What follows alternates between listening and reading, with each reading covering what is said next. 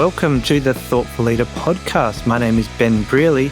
I'm a leadership coach and the founder of Thoughtful Leader. The Thoughtful Leader podcast is all about short, sharp leadership advice because thoughtful leadership is good leadership. Welcome to episode 297 of the Thoughtful Leader podcast. In this episode, I'm going to be talking about the need for more stable leadership. And when I say stable, I don't mean you stay in your role for a long time necessarily. It's more about how you show up every day and having that stability so that your team can depend on you and know what they're going to get every day. So let's get into this important topic right now. One of the things I've noticed when I deliver training courses and talk about the concept of trust is that stability comes up quite a lot, and stability and reliability. So being able to deliver what you say you're going to deliver, but also consistency in how you show up. So the mood you have every day and your general attitude to the work as well. This is extremely important because every time I have a training course where we talk about trust, I ask people in the room, well, have you ever worked for someone who's up and down? You don't really know which version of them you're going to get. And there's a lot of people that put up their hands in every course I run, which I reckon about 80% of people say that they've met someone like that or worked for someone like that. Now, this can be hugely damaging for trust because if you've got someone who's in a good mood one day, bad mood the next day, gets angry easily, all this sort of stuff, they're unstable and they're unreliable from a personality point of view or a demeanor point of view. And what that does is it reduces your trust because you don't know what version you're going to get. So you might be a bit worried bringing things to them on certain days, and you sort of start to second guess yourself about what you should do because you don't know how they're going to respond to you. So it's really important to be stable when we're building trust, and especially in our teams, because we want our teams to be able to rely on us. We also want to be approachable. We want that intimacy, which means that people can feel safe to open up to us. Because otherwise, if you're a volatile leader where you're sort of up and down, your team members might start to avoid talking to you because they don't know whether you're going to be amenable to an interruption or an idea at any given point. So stability is huge in building trust. And the interesting thing about stability is that routines and habits often put you in a good headspace. And I'm certainly personally a very habit-driven individual, sometimes to a fault. I like having my routines, and some of the things that keep me feeling stable, for example, exercise is my first one. Exercise is a huge routine for me. It's a huge habit. I always make time for it. So whether it's in the morning before I do some work or it's the afternoon or the evening, I will make sure I prioritize it. It's something that helps me de-stress, keeps me feeling good and keeps me in good health. And so it is something I prioritize. And that's one of my things that helps keep me stable in a stable sort of mindset. The second thing I do, and I talked about it in a previous episode, was mindfulness. So I do mindfulness meditation for 10 minutes every morning.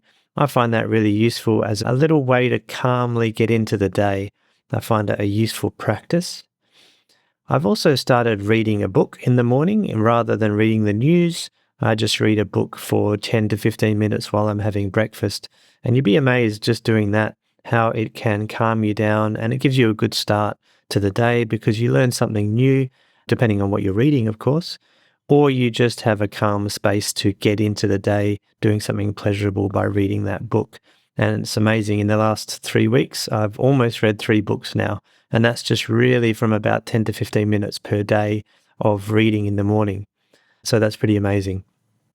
The next thing I do in my stability routines is really coffee, right? Just having a coffee, sitting down and enjoying the coffee, not necessarily getting takeaway coffee where I'm running around trying to drink the coffee while I'm on the go, but more about making time for that personal time where you can just relax. So I think routines and habits are really important to give you that stability.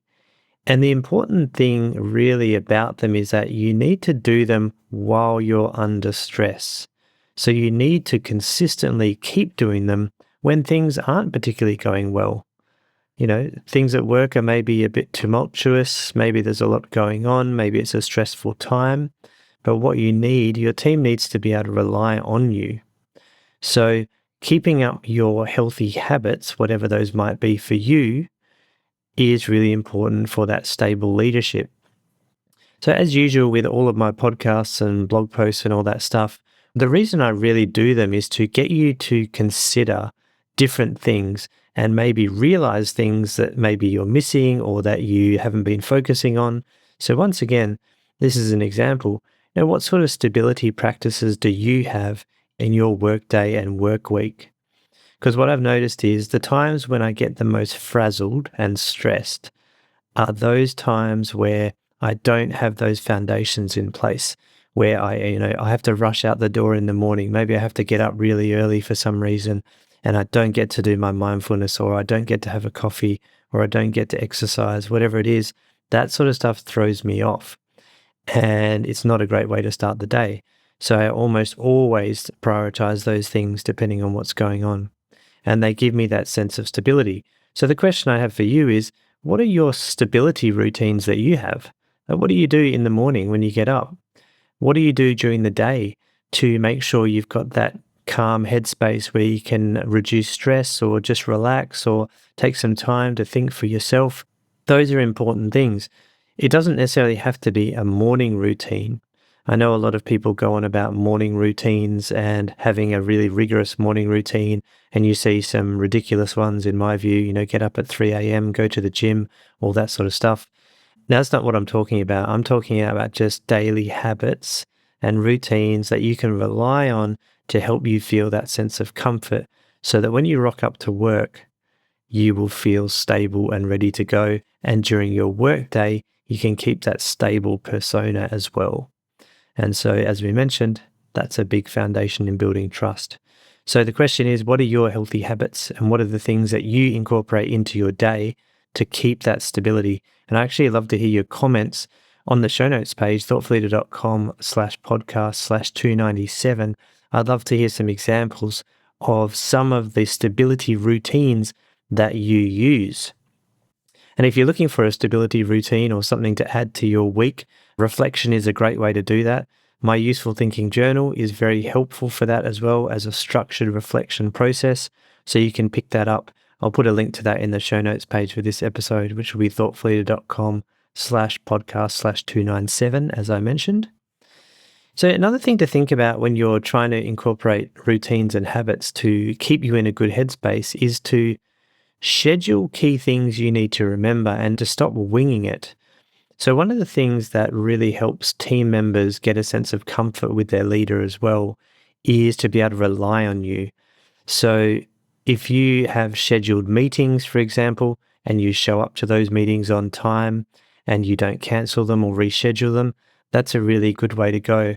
And I think when we get put under stress, we often start just going on autopilot. We start winging it. We start reacting to the situation rather than responding sensibly sometimes.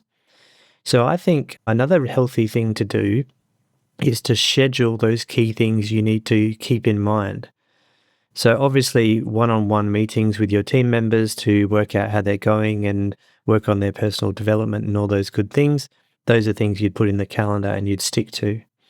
But I would also put reminders in when you know you want to be able to do something, but maybe you'll forget it if you're under pressure. So you might even add a reminder for yourself in your Outlook calendar or your email or your phone, whatever it is, whatever works for you, to remember to give that positive feedback to that person that you were going to speak to, or to give that constructive feedback to someone who needed to hear it. Because sometimes when we get put under stress and pressure, we just forget about those things and we sort of push them to the side. And it's not that they're not important, but it's just that something sort of more pressing or serious has taken our attention. So we don't want to forget them and we want to commit to doing those good things. So essentially, you want to keep doing your good things when you're under stress. And things like giving recognition, appreciation for your team. I know it might sound a bit robotic, but even putting that in your calendar as a little reminder, I'll make sure I tell Sophie that she did a great job on that report. This is a way to help you remember that you need to do that good thing, because sometimes that's the sort of stuff that we just forget to do because we're busy. And it's actually the stuff that helps people feel appreciated and valued in the workplace as well. So I would suggest scheduling those key things you need to remember as well to help you have those consistent leadership routines. Another really good example could be scheduling time in your calendar to walk around the office or walk around your workplace or check in with a team member, whatever it might be, to basically make sure that you remember to do that. Because there's many times when if you get busy and you're sort of a computer-based person, you do a lot of emailing and all those things, you might just be stuck at your desk or stuck at your computer because you're getting bombarded with emails and you don't make it out of the desk space or the office, right? So what I'd suggest also is booking in reminders or even calendar entries to have that time to go out and meet people or talk to your team or make yourself available for your team. So you're building in the reliability and consistency and stability into your schedule, even if you are under stress and pressure at the same time. So I think it's really important, this stable leadership. So I do too often see leaders running around in a chaotic sort of environment, back-to-back meetings, no time to think. The good feedback you were going to give someone is forgotten because you've got bigger things on your plate.